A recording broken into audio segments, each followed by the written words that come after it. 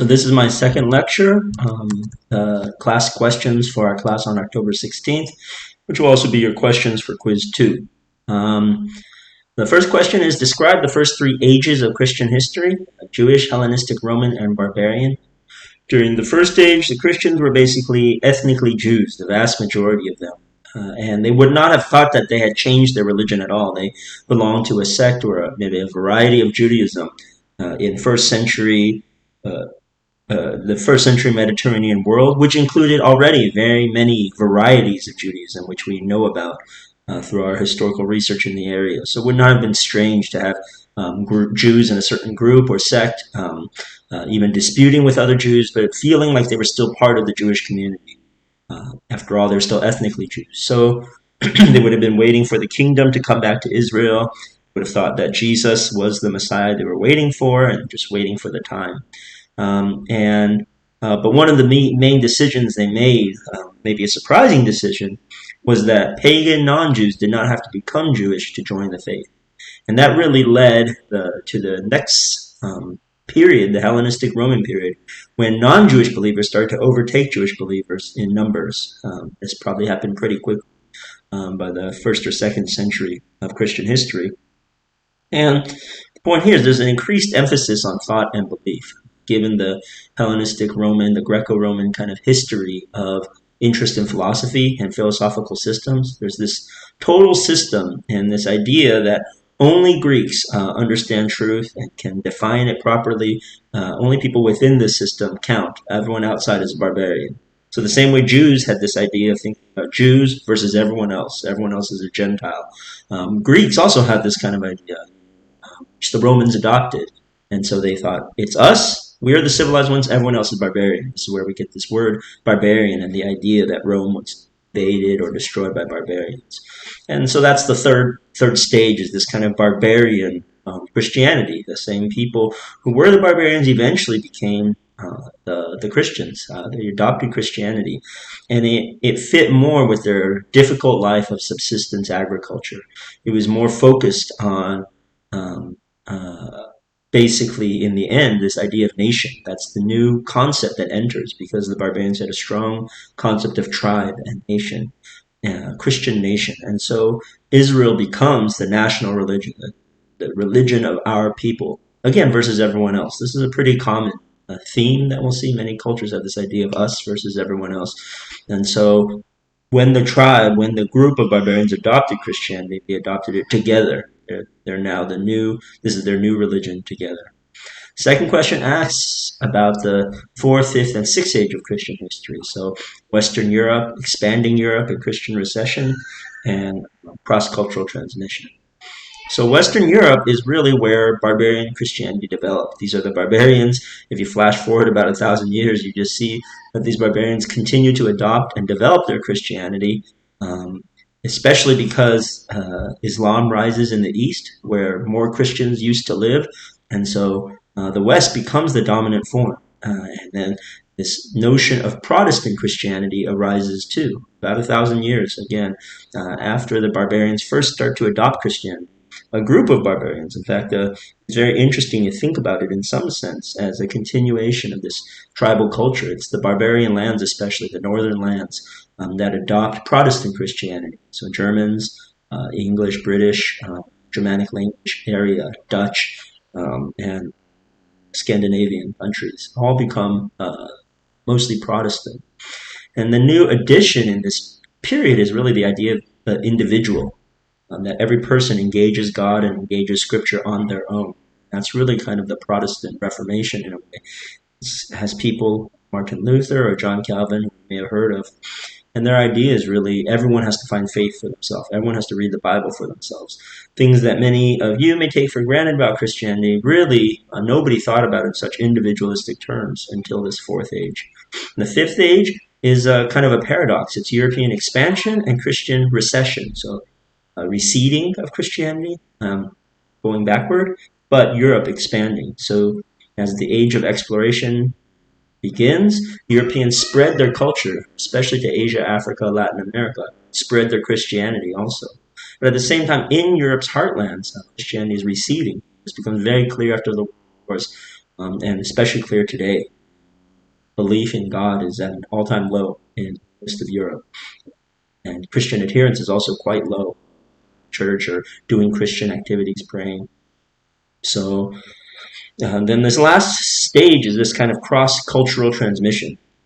It's called cross-cultural transmission. There are a lot of Christian languages and cultures, and Christianity might be more diverse than ever, and it's probably the most diverse of the world's religions if you consider world religion as a big cluster. There are many Hinduisms, many Islams, many Christianities, but of all of them, Christianity is probably the most diverse culturally and geographically, linguistically. The variety of Christianity are so diverse that they're really seemingly opposed to each other, contradictory completely.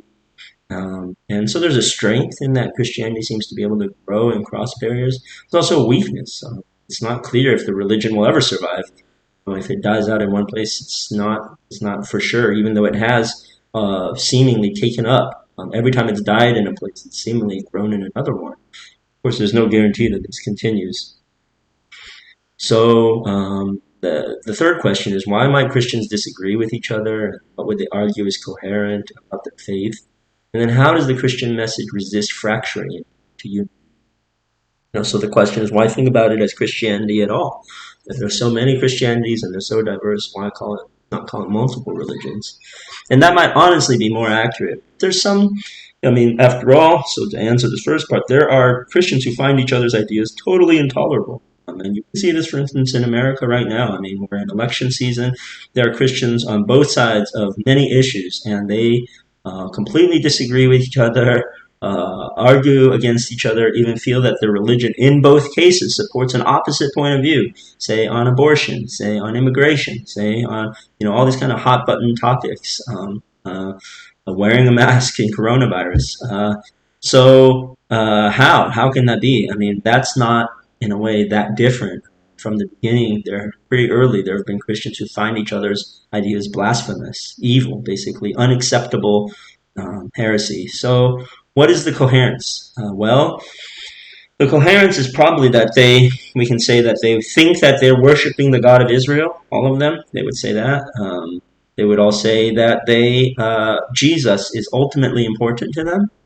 And they would say that God is continuing to work in God's people, and that all of God's people are united, despite all these, the obvious facts. So they say they're united, whatever the facts may be. And there is this idea that they are united. There's a pointing to unity in Jesus. Again, that focus on Jesus. It's not inaccurate to think about Christianity as a personality cult, and the personality cult would be focused on Jesus. So by focusing on Jesus, there's kind of a common ground of unity and humility, because Jesus is understood to be Lord, right? Lord is a term of authority. So Jesus, they're supposed to be subject to their Lord. They're all supposed to be humble, and they have the same Lord. So that is the ground. The fourth question asks about this auditorium example that Wall uses, and ask, what does it tell us about human knowledge and perceptions? What determines the seats in the theaters? What does it say about Christian truth and understanding? So the example of the auditorium is that all our ideas and perceptions come from a specific kind of background, culture, history. Nobody's got a perfect view. Nobody's can see everything, right? Because you always have a perspective. You can't see all sides of a person's head at once, right? No matter how good your seat is. But someone else may see some other parts of an actor's head or body. Another person may see another part of an actress's body. And so that's basically just the point, that as we live human life, nobody has a perfect view. Everyone sees some parts of everything that's going on, right? That's why you have conflicting witnesses sometimes in court cases. So for Christians, strictly speaking, what determines the seats is just our background, their perspective, where you're born, even language, all these kind of things that shape what you see. And the point for Christians would be that there's no perfect truth in a way that can't be that's not subject to this, because the idea is that Jesus is a human being. We're all human beings in Christian thought, and so everybody has this kind of imperfect view, and so there's constantly subject to filters. Where the perception of Christians is that they should be. I think that they they have to have a seat, and that it has to be corrected by the diversity of other seats. So there's other people who see the other side. They might be able to flesh it out.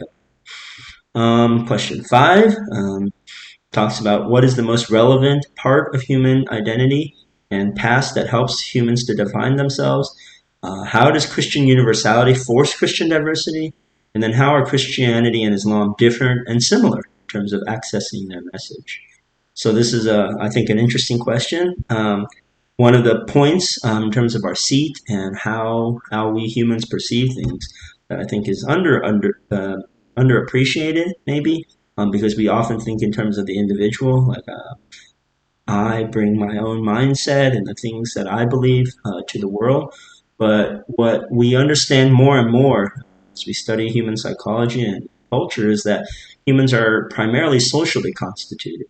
That might be the most relevant part, is not just your personal history and background, but the relationships you form. That's really how you define yourself. I should say you, but it seems that this is how humans define ourselves. We're very social. We think in terms of our relationships to others and where we fit on scales and things like that. And so that's the main point there. And then so Christian universality, in the sense, forces diversity because they're all related to each other. And the idea is that the message is for everyone. They want to fill all the seats in the theater. So there's this kind of paradox. On the one hand, you want to get everyone in the theater. The bigger the theater is, the more people there are, the more diversity there is. The more points of view are going to be contradicting yours. And that's really kind of what we see. I mean, there are more Christians numerically now than there have been at any point in history. The message has never been so diverse. If you're critical, you could say it's incoherent. I mean, they can't all be true because what they're seeing from the auditorium seems so different. And this really points to a difference between Christianity and Islam, too. There have also never been so many Muslims in history. And the world is getting more Christian and more Muslim at the same time. But Muslims think that God speaks in Muhammad's Quranic Arabic. That's the language of the unchanging Quran in heaven. And so it's a basis of unity in that way. All the Muslims all around the world, pious Muslims, learn that Arabic, learn to recite it exactly as it's supposed to be, in a very specific kind of acceptable pronunciation. And they learn that. Whereas Christians, they translate their language. God's speaking is primarily in Jesus, with a specific culture and language that always has to be translated. The earliest Christian Bible is written, the New Testament is written in Greek, but Jesus probably didn't speak Greek, or he seems to be speaking Aramaic in the Greek text. So it's already a translation. So Christians are very comfortable with translation. There's no unchanging Bible in heaven for Christians the way there is for Muslims. For Christians, it's Jesus. There's an unchanging Jesus. Muslims, there's an unchanging Quran. That makes sense. So 6 is, how has the Great Commission been understood by early Jewish Christians? How has it been understood by Christians in Christian nations? How about by professional missionaries? And lastly, what does it mean for a nation to be a disciple? It sounds like a lot of questions, but they're pretty direct and straightforward. So when Jewish Christians thought about nations, that was their word. Nation is their word for Gentiles, for non-Jews. So the idea is that the Jewish people have always been persecuted by the nations, attacked by them. Now they will all become disciples. They will listen to the Jews. They will obey the Jews' God. In Christian countries in the past, when they think about discipling their own country, in nations that are already supposedly Christian, some people say America is a Christian nation, right? Which the dominant religion still is clearly Christianity by any poll you take. And the idea there is that you use to disciple a nation, in this case, since it's already supposedly Christian, is to attack the hypocrisy and cynicism of other Christians, of people who say they're Christians. This is what it means to disciple. Make them true disciples instead of false disciples or disciples only with their lips. And then for a nation to be, and then in terms of missionaries, the idea is to cross borders, right? That the missionary movement, so it's like, well, go into other countries, go to other nations and make them disciples. So you see, there's 3 very different ideas of what it means to be discipled, from other people coming to obey the God of the Jews, to ridding hypocrisy among your own people, to crossing an ocean, and preaching to people who never heard the Christian message. But Walls, I think, is a pretty good definition for how Christians think. Walls, again, I think it's good to understand him as a representative of a Christian point of view, a very thoughtful Christian point of view. Whether you accept it or reject it, again, totally up to you. But his idea, I think, is a fair one as far as explaining what it means if you think deeply about it. For a nation to be discipled is that your whole way of life, the whole nation, that whole group of people thinking is changed. And that has a lot of implications. Partly that it takes generations, just like it takes generations for any culture to change. Culture is kind of slow in some ways to really change. You could think about, for instance, like the lag time in accepting homosexual marriage, things like that in our own culture, how long it's taken in some ways, and the continued resistance. It takes generations for these kind of attitudes and culture and society to change.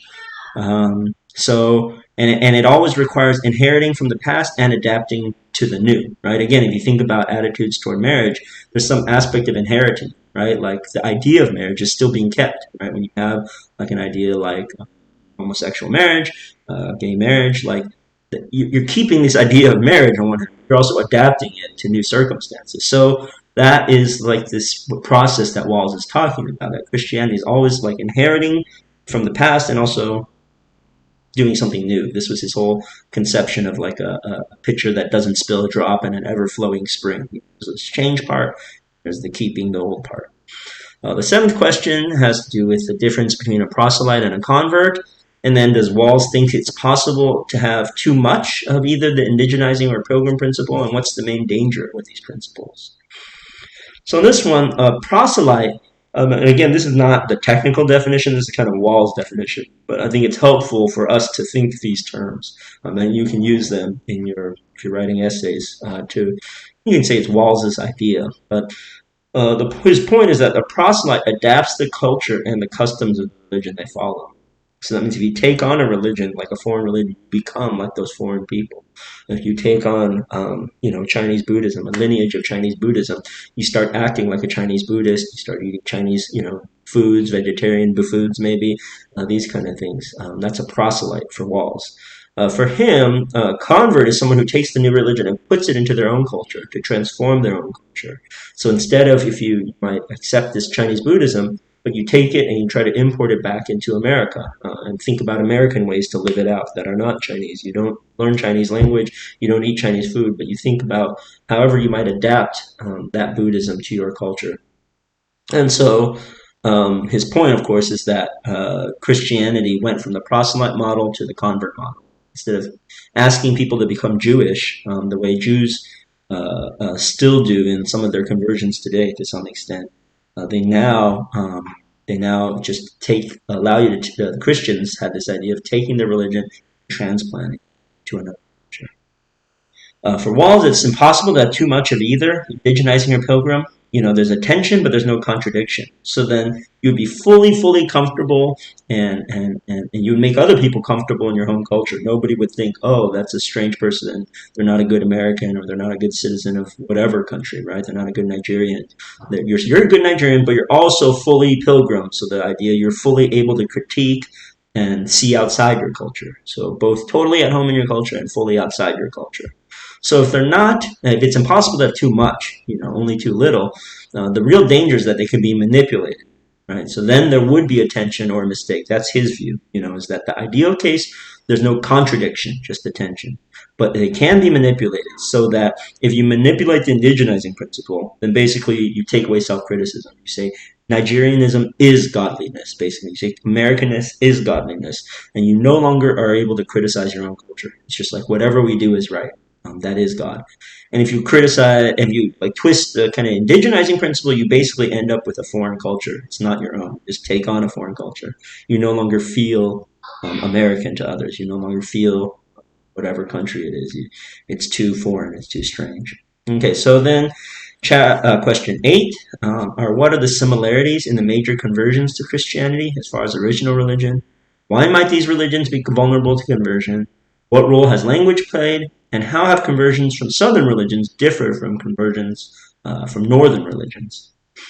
So this is really asking a question about primal religions, what we can call primal religions or indigenous traditions, local traditions, local religions. And the similarity is that wherever Christianity in general has been popular, especially in Africa, the southern example, and in Europe, in the northern example, is that they've converted from primal religion. They mainly haven't converted from existing kind of so-called world religions like Judaism, Hinduism, Buddhism, this kind of thing. They've mostly been involved in these primal religions or local religions, and they might be these religions might be vulnerable to conversion exactly because they are more local. They depend on local hierarchies, local values, local customs.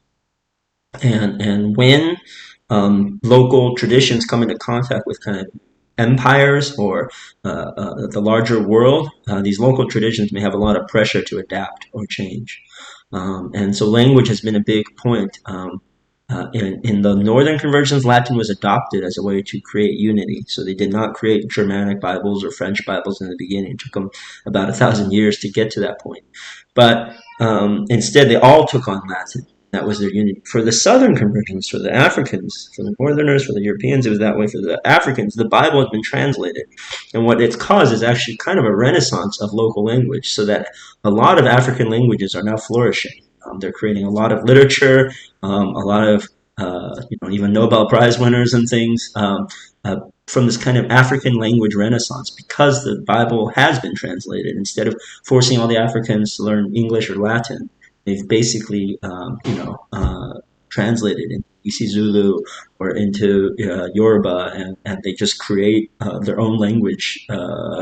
Has seen more materials to work with. In much the same way Shakespeare was inspired by the King James Bible and those kind of developments. And there's also a difference in terms of conversions. That when the Northerners converted, the Northern European pantheons mostly did not have any space for like an overarching god. If you think about Zeus, if you're familiar with Greek mythology, Zeus is not kind of an all-powerful god. He's just one. He's maybe the most powerful among many. And he has to struggle. He makes mistakes. He gets opposed. Same with Odin, or in these kind of Scandinavian mythologies. So the idea was either all the pantheon or Jesus, and there was really a struggle. There was kind of a halfway point. He has some very interesting stories, but eventually they had to throw away the whole pantheon if they wanted to keep Jesus. Whereas for the Southerners, the Africans, many of the primal religions of Africa have some sense of